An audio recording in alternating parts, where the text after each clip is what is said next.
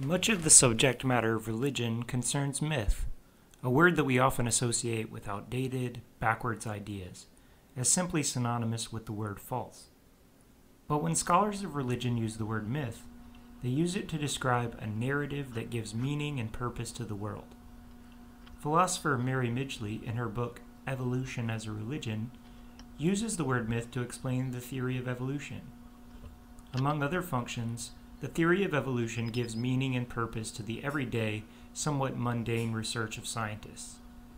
It helps to place the small points of data into a larger framework that doesn't merely situate the many small pinpoints of information, but also gives scientists a greater purpose and sense of meaning to govern their work.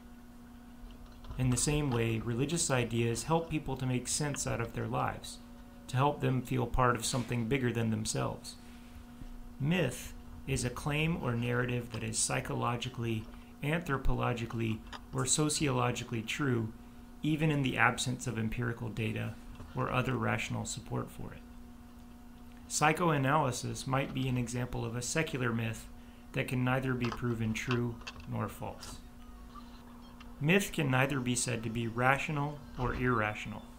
It can be employed in those gray areas where other modes of inquiry have failed, situating people in relationship to each other, to the natural world, and to higher powers. Myth can be viewed as non-rational or even extra-rational, as it often gives rational inquiry impetus to act. Modern-day myths, like a belief in democracy or human rights, have their roots in religious stories, like the revelation of the Ten Commandments to Moses. We said so far that much of what constitutes religion can be reasonably described as myth. We don't necessarily mean that myth means something false or fantastical, but rather something that we hold to be true despite the absence of empirical data.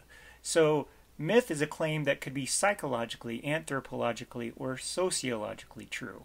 That is, something that fits with human experience. Note the difference here between the terms rational, non-rational, and irrational. Something can be non-rational without necessarily being irrational. It could be extra-rational, that is, beyond the limits of human logic or cognition.